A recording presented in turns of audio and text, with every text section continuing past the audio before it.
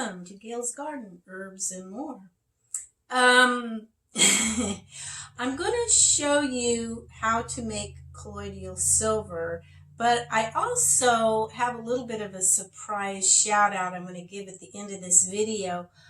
I did several different little characters in my last video that I never said anything about. I wanted to see who would notice them. I started out with my big frog with a little sign that said Pepe the frog on it. And then I showed all these little frogs. And whoever was going to notice that and comment, I was going to give a shout out. And I only had one person. They didn't mention frog, but I'm thinking that's who they are referring to. So at the end of this video, I'm going to give her channel a shout out for being very observant. But anyway, let's get to the colloidal silver. Okay, first of all, things that you're going to need is you need distilled water. You don't want regular water, spring water. You want distilled water. I'm not sure of all the reasons. I just started making this myself not long ago. I have used colloidal silver, but not made my own until now. It's just too expensive for me to buy. So I hadn't used it very extensively, though. I'm really excited about making my own so I can use it more. So distilled water, a dark bottle to put your colloidal silver in when you get done. And you need real silver. Now, these are silver bars that I have hooked up to this little thing I'm going to tell you about. And they're real silver, 99.999%. When you order your silver bars, you can get a bar or these little rods, or there's different things. You want to make sure it's the real silver. Now, like with this, I actually got a silver certificate, a certificate thing that states it is real silver, 99.999. I mean, basically it's 100% silver. So you have to have that. Okay, then you want two wires. You're going to want a positive and a negative, and you want 4 alligator clamps. Now, I'm not good at putting things together, and I'd seen this, but I ordered this from Rain Country. Heidi's husband made this. So it's really simple. If I'd have really realized how simple it was, I could have made it, and I am not techie or anything like that. But it's got the 4 alligator clamps. He's got something on here to hold it nice and still and in place. And it comes through the cap. This is a small mouth. That's all they were down to. They didn't have any wide mouth at the time. And then I have one jar. It's a canning jar, a Kerr canning jar that I use exclusively in a small mouth to match the lid. I use this just for making my silver. So, my colloidal silver. What you do is, and I had made some just before I made my last video. I've got a couple of these bottles full, so I really don't need to make any right at the moment. But you fill it up pretty good. You don't want it to touch up at the top, the little alligator clamps at the top, but you can take it up there pretty far. You just don't want it touching up there. This is going to be, your jar is going to be full of water. You're going to stick it in. You don't want your rods to touch, but they can be close. You just don't want them touching. You're going to stick it in the water that's in your jar, okay? And then, now, here's the other thing that you need. You need batteries, okay?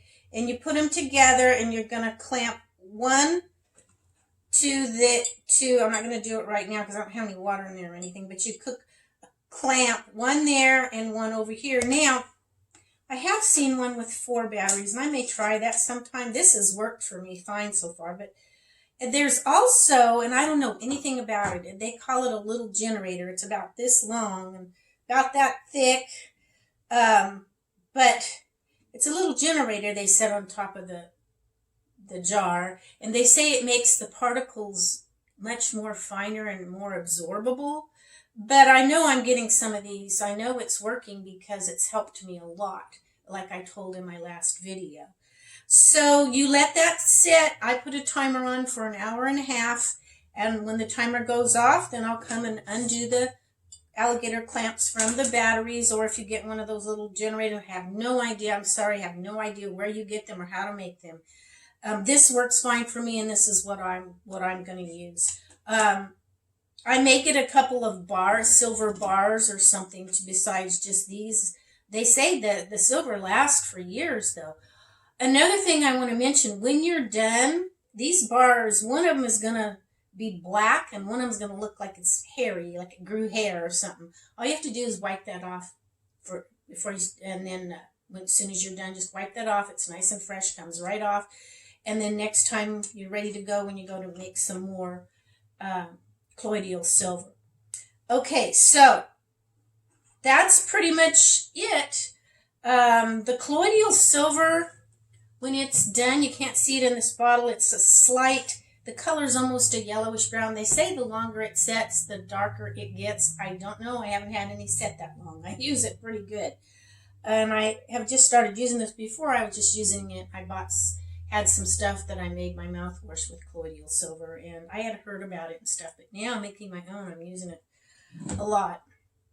So I am really excited about this. It's slightly antiviral, but it's more antibacterial. They say colloidal copper is more antiviral than the colloidal silver, but I don't know anything. I have not done research on colloidal copper. I don't know how good it is for you.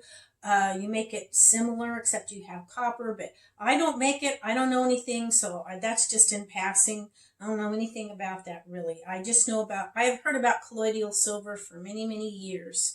I know the old timers used to use it years ago before there was antibiotics. Some people that had a means to do it, they made their own. It's been used for a long time, so I know this is tried and true, but I don't know about the other. This has a little bit of the antiviral, but it's mainly antibacterial, but it also, I think it's antifungal too.